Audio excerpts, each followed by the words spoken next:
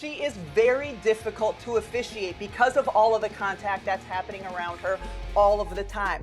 That being said, I was in contact with a number of WNBA coaches yesterday about this topic of the officiating in the WNBA. The WNBA brass can no longer ignore what Rebecca Lobo is about to say about Caitlin Clark and the WNBA referees, because although we just saw the most amazing example of the Caitlin Clark effect in the wake of the WNBA's subpar officiating in the Fever Sun game, that same officiating could also destroy the WNBA as a whole. Rebecca, a WNBA legend, just raised the alarm because she revealed what people are saying behind closed doors throughout the WNBA regarding the officiating situation, and the league won't like this. But if we've learned anything, it's that the WNBA has learned nothing at all about how to handle its golden goose, Caitlin Clark. Let's take a look at what Rebecca said and the evolving story of the Fever, which is fantastic news in many ways, but also makes the WNBA's inaction even more frightening. First, though, this video serves as a spare whistle for the referees because the one in their pocket is obviously not being used. Don't forget to subscribe for more updates on Caitlin Clark and Fever. Since the WNBA needs a reminder of the nerve, the second-year players are shooting on Stewie and then watching the reaction with each other. Stewie is laughing as I write this. Caitlin Clark made a triumphant return a few games ago, scoring 25 points in the first half, including 3 logo bombs in a 38-second stretch. Her performance was so electrifying that it reminded the entire league of who's really in charge, and Cunningham is down behind the play arc. Another long 3, she's back. This was the game that made it very clear that the WNBA depends on Caitlin Clark and that the 5 games she missed weren't a blunder. Rather, they were an exposure, with viewership dropping, social engagement plummeting, national interest flatlining, and all WNBA storylines without Caitlin feeling like background noise. However, here we are, with Caitlin Clark missing for the duration of her absence and ratings. Caitlin Clark's return after weeks of crashing ratings and mounting pressure didn't just lift the Fever, it lifted the entire WNBA. Her game against the Liberty peaked at 2. She also returns and reminds everyone how amazing she is. Everyone is talking about the WNBA, so if you needed some confirmation that it's just her, that her singularity is what we're talking about, and her star power, you got it with this absence. With 8 million viewers, for comparison, the NHL's Stanley Cup Finals averaged 2 viewers, making this one of the most watched WNBA broadcasts ever. Although comparing basketball and hockey isn't exactly a fair comparison, Caitlin Clark recently defeated a century-old men's sports league in its championship round. While WNBA leadership appears to have completely overlooked the significance of this, which we'll discuss shortly, Olympic gold medalist Rebecca Lobo, a basketball Hall of Famer and possibly ESPN's most level-headed voice in the room before I start talking about her remarks regarding the referees. Just take a look at her explanation of how seismic Clark's return was. Rebecca tells me what Clark's return means for the WNBA, and I mean, it means that a lot more people are paying attention once again. We know how much Caitlin drives attention on the WNBA. And for her to return and do it that way was just ridiculous. The phrase "people are watching again" is subtle, but it says it all. I was sitting there at the end of the first quarter when Caitlin Clark had that 38-second stretch where she drained deep 3 after deep 3 after deep 3.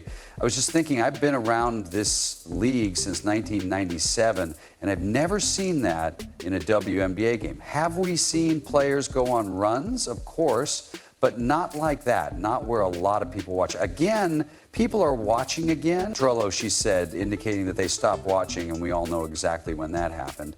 Lobo didn't stop there when she explained why viewers flooded back. Even Natasha Cloud, who hasn't said the nicest things about Caitlin's fans, had to admit the truth. You have to guard her as soon as she crosses center. This isn't normal. Just ask Rebecca. It was just ridiculous. It's not often that you're watching the WNBA or that I'm watching it, and I'm like, I'm watching it. A couple of the three-pointers are from more than 30 feet. It was an exhibition by her. Wow, I've never seen this before.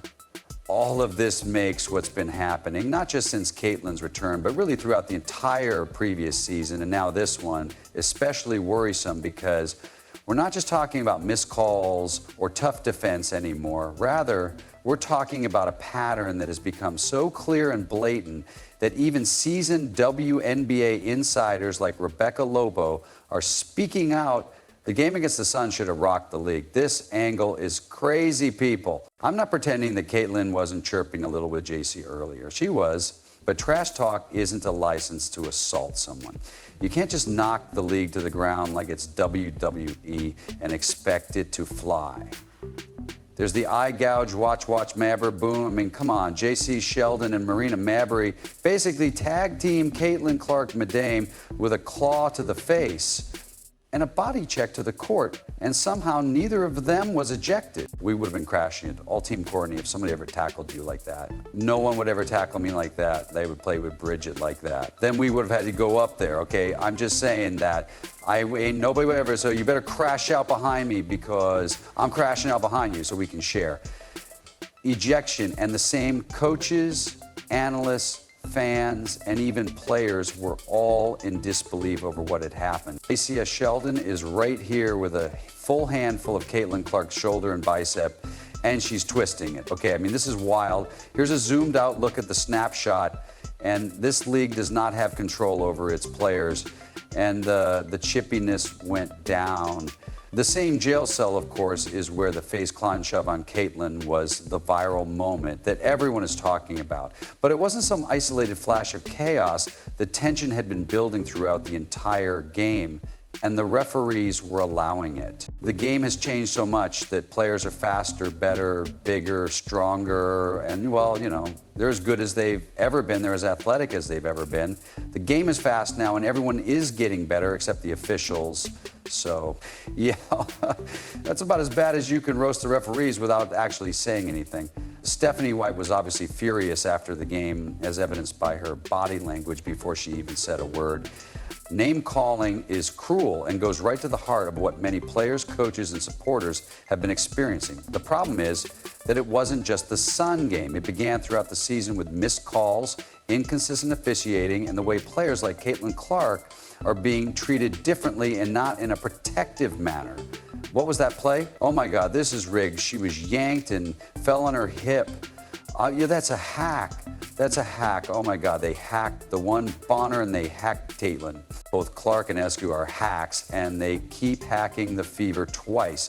Then during the preseason, a phantom foul was called on Sabrina and Escu, making it clear that the Fever weren't getting the calls. However, it all came to a head during their 90-88 loss to the Liberty, a game that became a boiling point for both players and fans. The officiating that night felt biased, with New York receiving ticky-tack fouls, while Indiana was unable to buy a whistle, and the imbalance at the free throw line was glaring as the Liberty racked up attempts and the Fever barely reached the stripe. But what really enraged people were the dubious calls, or lack thereof, in the closing minutes.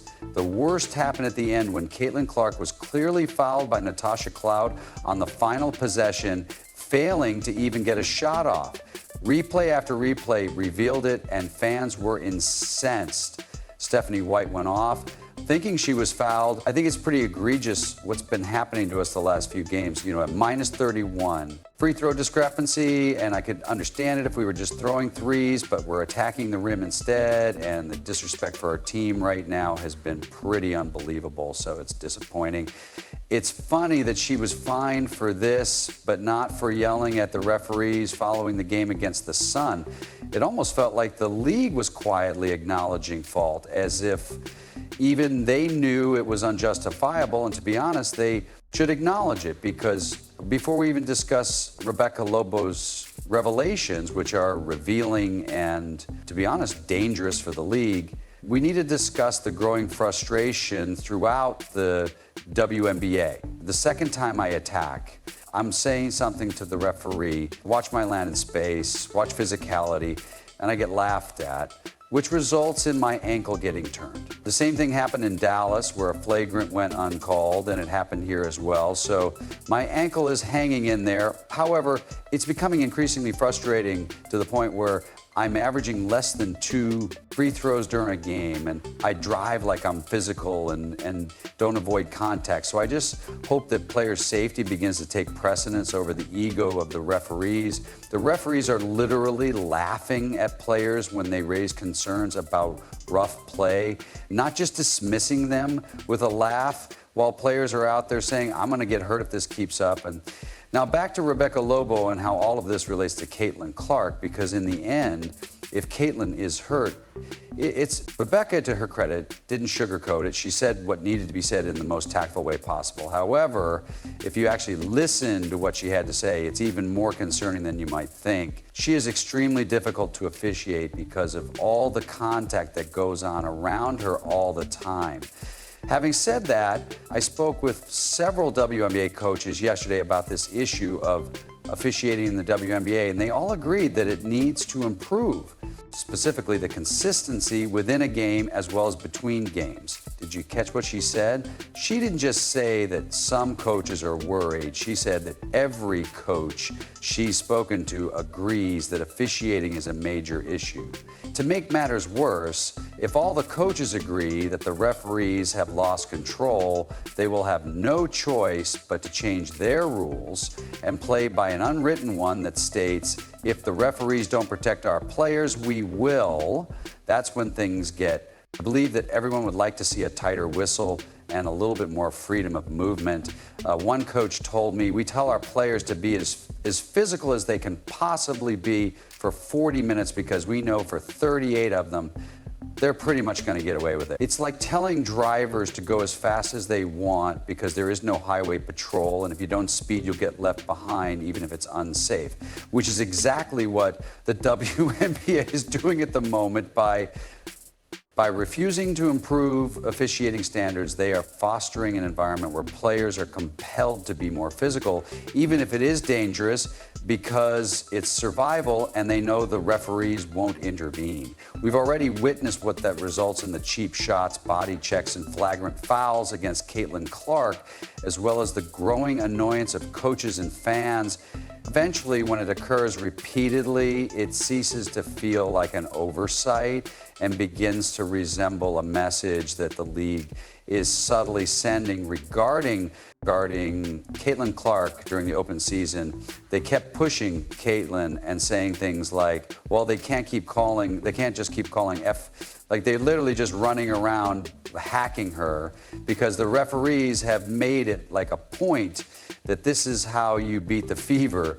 You hack them. It's not being physical. You just hack them because the referees are going to allow them to be hacked late in the game. The fever beep hacked them, not being physical. Hack them, don't go for the ball, hack them. Genuinely stated in an interview that players shouldn't be nice to one another.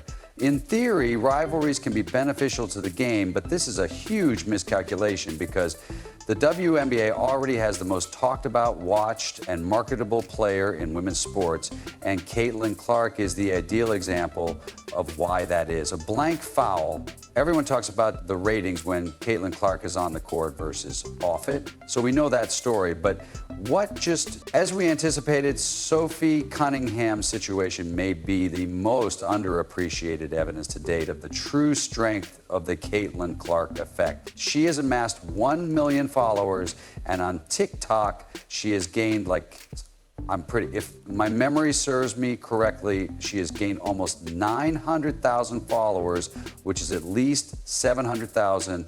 Sophie Cunningham on TikTok now has 1 million followers.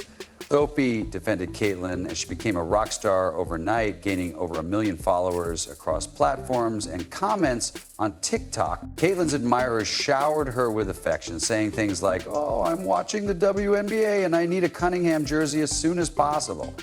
And here's the thing, this isn't just about Sophie, it's about a blueprint. For instance, we saw a perfect illustration of what happens when you support Caitlin. Her fans follow the players who support her, cheer for their teams, and begin to follow the WNBA. This happens slowly most of the time, but it can also happen quickly and without warning. You can say whatever you want about the referees or the physical play, but if Caitlin isn't on the court, then the Indiana Fever must go hockey. Let me explain. Wayne Gretzky is the best hockey player I've ever seen. All due respect to Gordie Howe and everyone else, but the National Hockey League had a rule, and I've heard defensemen say they were asked, hey, how come you don't nail Gretzky along the board? No, we'll strike him, but they also claim that we'll never take it. I'm not saying that players can't be physical with Caitlin Clark. She's tough and can take contact, and she's not asking for special treatment, but going after her eyes like JCS Shelton did crosses a line that's not about defense, but about trying to hurt someone, especially when the person you're targeting is the league's face and the one driving ratings, ticket sales, merchandise, and media attention. Chief Shot will never take anything unnecessary or too far because we understand his importance to the league and we owe him a portion of our paycheck.